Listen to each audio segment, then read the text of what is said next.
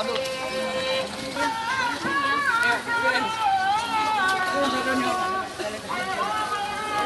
bawa HP, buat pegang yang di atas. Tolong kamu. Kemana tanah? Satu lagi. Bentar. Dia orang yang laki ya.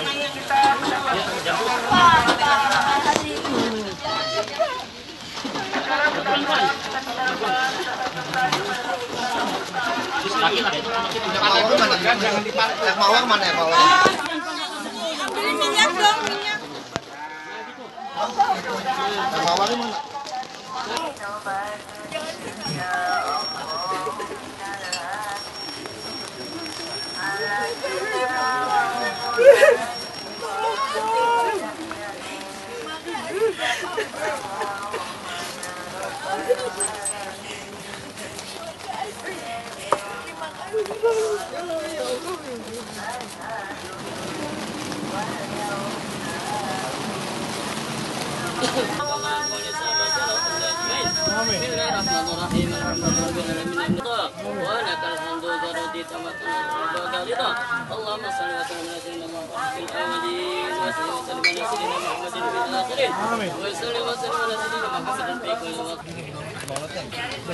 Silakan Bang Loteng. Maju Bang Loteng. Senior dulu.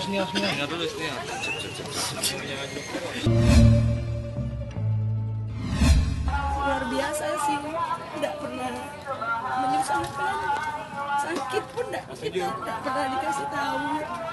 Jadi dia selalu merasa dirinya kuat, sehat.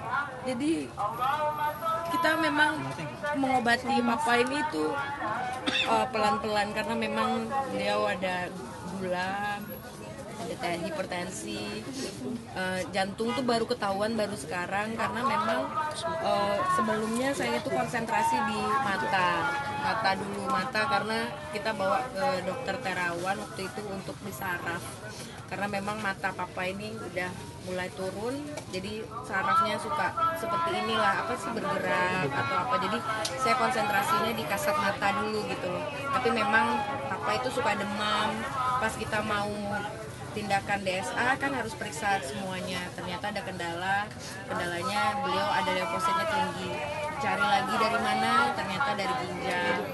Nah pada saat lagi periksa pun ternyata ada di detak jantung itu ada yang naik turun dan beliau tidak merasakan apa-apa. Jadi semenjak bulan dari Oktober tuh saya tuh udah mengupayakan, maksudnya kita pelan-pelan memang mau berobat satu-satu karena ginjal ini lah duluan gitu, karena memang itu yang bikin demam terus. Ya ternyata perginya karena jantung. Ya, kita udah berhasil. Alhamdulillah udah melakukan operasi ginjal. Rencananya memang kita mau lanjut lagi ke jantung karena memang papa sudah mulai mengeluh, karena selama ini tidak ada yang dikeluhkan soal jantung. Jadi kita kan melakukan pengobatan tuh yang dia keluhkan kan. Jadi pada saat dia mengeluh, kita bawa, dia maunya katanya hari Rabu aja sekalian barengan sama pengecekan habis operasi. Dia tunggu, adik kebetulan baru pulang dari Australia hari Sabtu, dia tunggu. Terus adik yang bawa ke rumah sakit, saya kebetulan memang lagi nganterin anak, kita biasanya tuh hari Minggu ke rumah kebetulan deket. Sesal saya kenapa saya enggak ada gitu, jadi kelamaan mungkin baru bawa ke rumah sakitnya karena papa besar kan, jadi berdua sama mama panggil mbak orang rumah gitu. Dia udah menuhin apa yang dia mau, pulang ke Padang pengen makan nasi kapau di Bukit Tinggi, terus lihat ke pusara bapaknya walaupun dalam keadaan kaki sakit, jadi dia udah minta maaf ke orang. Saya tuh sebetulnya udah kebayang-bayang tapi saya nggak berani ngomong, cuma takut karena saya dekat sekali karena tempat minta tolong apapun pasti kita semua ke papa. Jadi udah tahu gimana hilang sebelah badan tuh nggak berani ngomong, cuma kayak pengen makan, suka marahin kalau misalnya makannya yang dia suka gitu kan minta biji kan papa juga ada gula. Jadi memang kita nih hati-hati banget gitu. Tapi nggak mau bikin dia sedih kayak larang-larang makan gitu. Yang penting dikontrol.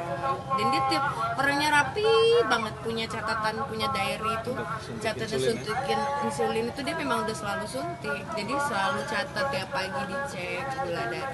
Tentang kematian gitu sih. Terus apa tuh namanya, suka memendung. Bilang terima kasih ya. Bilang minta maaf, sampai aku bilang apa enggak ada saya. Soalnya kita memang mau lakuin operasi pun itu juga sulit karena keadaannya udah nyampe di ruangan operasi pun keluar lagi karena tensinya naik. Jadi memang 2 kali percobaan untuk operasi gitu. Jadi memang dia tuh udah suka menung-menung di rumah sakit. Lumayan lama di rumah sakit, 10 hari lebih. Udah sempat pulang, rencananya saya pengen bawa ke Pineng, mau inin jantung, mau ngecek. Ya sebetulnya, tapi ya gimana? Ini adalah tugas saya sehari-hari, berceramah di berbagai lintas, baik regional, dalam kota, dalam provinsi, ataupun internasional, sudah biasa saya lakukan. Saya pernah di Taiwan, hingga 2 kali di Taiwan, gak ada masalah. Kemudian untuk ke Hong Kong, memang saya belum pernah datang ke Hong Kong. Cuman karena kemarin sudah diundang 4 bulan yang lalu, jadi teman-teman komunitas di Hong Kong itu sudah mengurus semuanya. Tiket saya, return tiket, tempat tinggal saya, termasuk sewa gedung mereka, izin keramaian. Saya pikir KJRI tahu, karena setiap ada acara KJRI mesti datang. KJRI tahu, kemudian pihak imigrasi kalau nggak tahu nggak mungkin. Lah orang luar diundang mesti tahu lah resminya seperti apa. Akhirnya saya berangkat dengan asisten tanggal 22 dini hari menjelang 23, kemudian 00.20 waktu Indonesia Barat, 23 dini hari, sampai di Hong Kong jam 6 pagi. Dan sampai di sana kita langsung ke imigrasi tanpa bapak ibu. Sampai di imigrasi, tepat di depan saya adalah karyawan saya. Karena di depan dia bawa koper, dia duluan kasih ke immigration, lolos gak ada masalah. Mas aku duluan ya, oke. Aku ngurus luggage, ya udah, urus yang beres ya. Okay. Nah begitu dia keluar, saya. Begitu lihat data saya, dia cocokkan di komputer. Dia cuman pakai isyarat aja. Waduh, saya bilang ada masalah di kayaknya. Kenapa harus aku pinggir? Nah, ternyata saya dibawa ke pinggir. Nah, di situ ada ruangan di belakang khusus 1 orang untuk kasih interview. Nah, itu saya sebut dengan first interview. Karena ada 2 jalur interview, berlapis-lapis ceritanya. Nah, begitu interview pertama ditanya, siapa yang mengundang Anda? Saya katakan, there is the Muslim community here, and then they invite me come to Hong Kong because they make a special religion event in Hong Kong. Terus dia nanya kontak personnya siapa, saya kasih aja. Ngobrol-ngobrol saya nggak ngerti bahasa Hong Kong kan. Oke. Saya tanya kepada dia, any problem? No. Just question because you are the first time come to Hong Kong. Oke. Saya telepon, gimana mbak? Oh nggak apa-apa, sudah oke kok. Ya udah. Nah ternyata nggak oke. Karena ada interview lapis kedua. Nah ini lebih ke dalam lagi. Nah harusnya kalau oke saya keluar kan. Ini lebih ke dalam office lagi. Nah di situ ada lebih private lagi. Lebih private lagi, dia nanya uang saya berapa, tiket return saya mana, kemudian uang cash, bawa uang cash berapa, yang bawa kamu siapa, dan kamu mau kemana. Oke. Saya telepon kembali orangnya. Dia telepon lagi, udah apa sudah oke, nggak masalah. Ya udah. Ternyata nggak oke. Nah, saya dibawa ke lebih ke dalam lagi, semacam ruang isolasi. Di situ cuma ada kursi, bangku kosong, meja, dan di kanan kirinya dilingkari dengan polisi lain, Hong Kong Immigration. Waduh, dompet saya dirampas, small bag saya diambil, ikat pinggang saya dibuka, masuk ruang detektor, masuk ruang isolasi itu. Loh, ini apa sih sebenarnya? Beberapa menit kemudian dia keluar dengan membawa 1 surat, namanya refusal notice. Saya baca refusal notice ini adalah surat penolakan. Waduh, kalau sudah ini dikeluarkan, you send here because you go back Indonesia now. Waduh, nggak bisa ceramah saya. Ya udah, saya tanda tangani. Nah, Tapi uniknya saya nggak langsung dipulangkan. Ditahan dulu di situ, nggak ngerti. Dari jam 7 pagi saya masuk ruangan, sampai jam 3 sore saya baru dipulangkan. Maksudnya apa? Saya telepon KJRI. Tolong mbak, telepon KJRI. KJRI pun sudah menghubungi negotiable, nggak bisa. Karena sudah dikenakan immigration reason. Dan itu negara yang nggak suka. Loh, negara yang nggak suka? Saya katakan, saya nggak punya latar belakang kriminal. Dan saya tidak pernah berafiliasi pada partai politik tertentu. Saya tidak pernah bersinggungan dengan pemerintah. Ceramah-ceramah saya boleh dicek. Semua penampilan saya boleh dicek. Tidak ada macam dan tidak ada cacat. Kemudian kalau sudah namanya immigration reason, maka kami tidak perlu menjelaskan kepada Anda kenapa Anda dipulangkan. Yang jelas kami berhak, negara berhak memulangkan orang yang memang negara tidak suka dan mengancam kedaulatan negara. Waduh, saya mohon aja. Oke. Kalau memang saya dipulangkan, ke masalah, saya pulang. Tetapi saya minta perwakilan datang aja, temenin saya selama saya ditahan. Karena dari jam 7 pagi sampai jam 3 kan lumayan itu. Saya di ruangan sendiri dingin banget. Dikasih makan oke. Rice box dengan styrofoam. Cuma gak bisa makan. Sudah terlalu pikiran, ini kenapa? Belum lagi keluarga nelpon. Gimana gak tahu, gak pasti ini. Nah pihak panitia mau ketemu gak boleh. Saya mau ketemu mereka juga gak boleh. Loh kenapa sih seperti ini? Kemudian akhirnya panitia begini, udah putus asa. Padahal besoknya event kan. Ya udah begini aja. Kalau memang beliau dipulangkan, pulangkan. Jangan ditahan tanpa sebuah alasan yang jelas hingga berjam-jam. Kami juga butuh kepastian. Kami juga was-was di sini. Akhirnya sih dipulangkan. Itu pun dipulangkan. Perlakuannya kurang menurut saya kurang bagus lah. Mereka memasukkan mata-mata yang seolah-olah saya mengancam. Sampai di pesawat pun dokumen saya tak dikasih. Diberikan kepada maskapai. Sampai di Indonesia pun dokumen itu langsung dilarikan ke imigrasi yang ada di bandara. Nah, saya baru terima dokumen di imigrasi bandara. Nah, saya tanya ke mereka, alasannya apa? Ada masalah di dokumen saya? Enggak, Mas. Sampai update Dia status. panik lah. Bayangkan kenapa nggak panik? Saya ninggalin dia dalam keadaan istri anak sakit. Yang kedua, ibu lagi stroke lumpuh. Jadi betul-betul ibu nggak boleh terima kabar-kabar seperti ini ya. Tapi hanya dengar juga nangis, kepalanya sakit kan. Aduh, takdir. Ketika sudah jam 3 ada keputusan pulang, seneng banget. Langsung dia, aku ke bandara ya. Anak saya yang sakit pun dibopong ke bandara. Saking senengnya kan. Ditaruh di belakang. Dia bikin mobilnya ada kasurnya di bawah deh. Lah kan sakit saya nggak apa-apa. Saya udah lega. Ada kabar. Daripada tadi saya stres banget, nggak dapat kabar gimana. Kalau lolos, saya tidak. Kalau ini memang masalah visa, ternyata untuk turis gak ada visa. Kalau saya kena, harusnya dia kena juga dong. Kan kita berbarengan. Dari Indonesia sama, tiket juga berdampingan. Dia tahu kok tiket saya bersebelahan dengan dia. Dan saya katakan dia asisten saya, kenapa dia lolos? Nah, itu tanda tanya misteri. Bisa jadi ada sesuatu yang berkaitan dengan informasi di Instagram. Gambar-gambar di Instagram saya yang mereka tidak suka, hingga mereka memerintahkan pencekalan untuk masuk ke Hong Kong. Yang kedua, karena saya penceramah, dianggapnya itu bisnis, akan mendapatkan royalti, maka harusnya bukan visa turis, tapi visa bisnis. Tapi kan bukan transaksi jual beli ini. Saya teaching, saya teacher, saya mengajar gitu lah. Istilahnya saya mengajar TKI dan TKW yang ada di sana kan.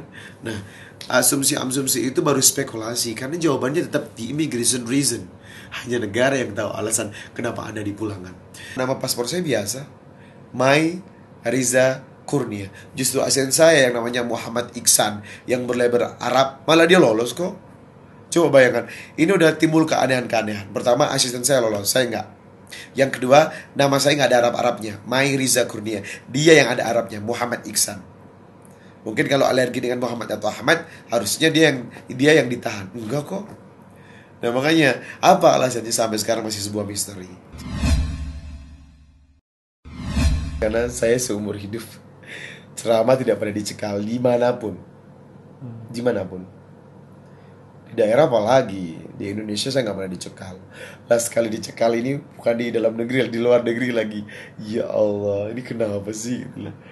Ya saya shock banget sih, pastinya shock. Karena saya udah confident banget gak bakalan terjadi apa-apa gitu lah.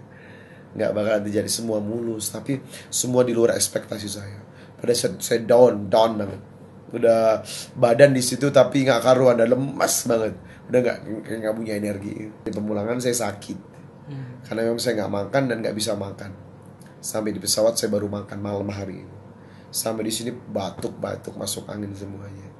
Makanya sampai sekarang masih trauma. Masih kejadian-kejadian kemarin itu masih ada di benak saya. Kok bisa ya. Nah, seandainya saya datang lagi bisa diterima atau enggak. Nah, itu dia juga nggak tahu. Dan tidak ada garansi kalau aku bisa masuk ataupun tidak. Makanya besok kalau saya diundang lagi saya nggak mau, kecuali memang ada kejelasan the special document dari KJRI imigrasi yang mengizinkan dan membolehkan serta memberikan jaminan baru berangkat. Kalau tidak nggak mau. Saya sudah ada 4 ceramah dipulangkan. Di Kasusnya Hong Kong sama, itu? di Hong Kong. Istrinya masuk, anaknya masuk, asistennya masuk, dia pulang. Nah, terakhir itu adalah Gus Miftah. Nah, sebelum Gus Miftah ada ustadz lokal, padahal bukan TV, namanya Ustadz Farid. Saya telepon dari Hong Kong. Ustadz pernah diusir kemarin? Iya. Alasannya nggak jelas. Istri saya lolos, anak saya lolos, asisten saya lolos. Ustadz nggak lolos. Lah, sekarang coba bayangkan, kenapa sih specification sebagai native speaker atau penceramah semuanya kena? Abdul Somad juga sama, 3 asistennya lolos, dia enggak.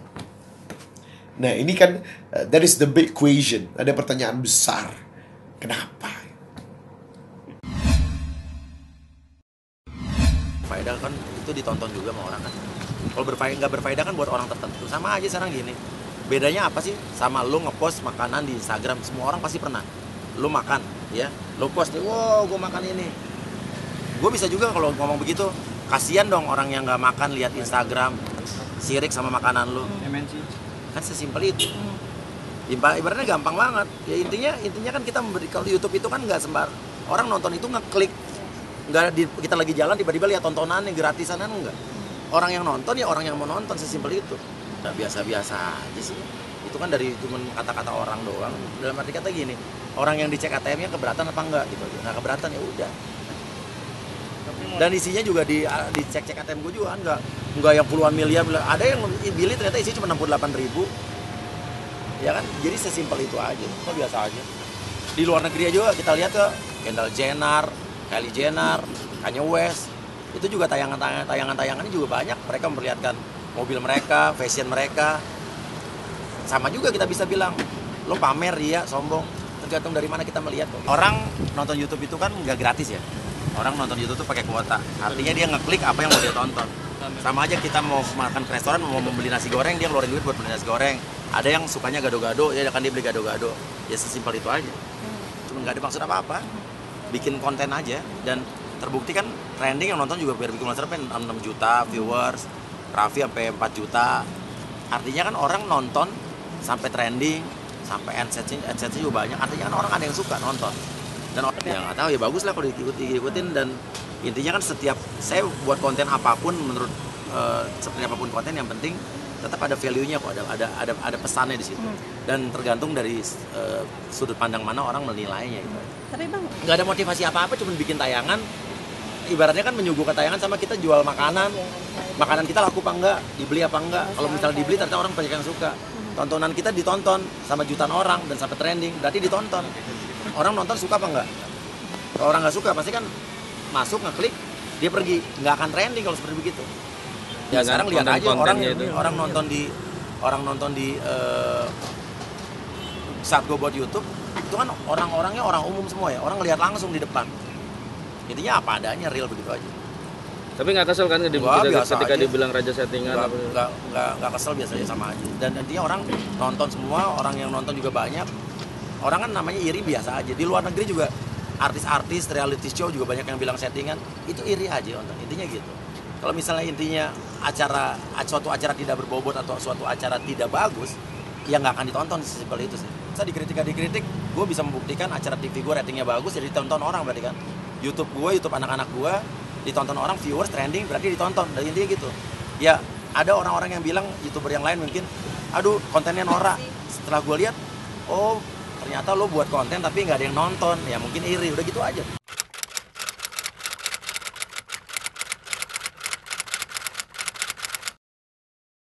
Jadi jangan lupa untuk subscribe Cumi Cumi. Ditekan ya tombol lonceng merahnya.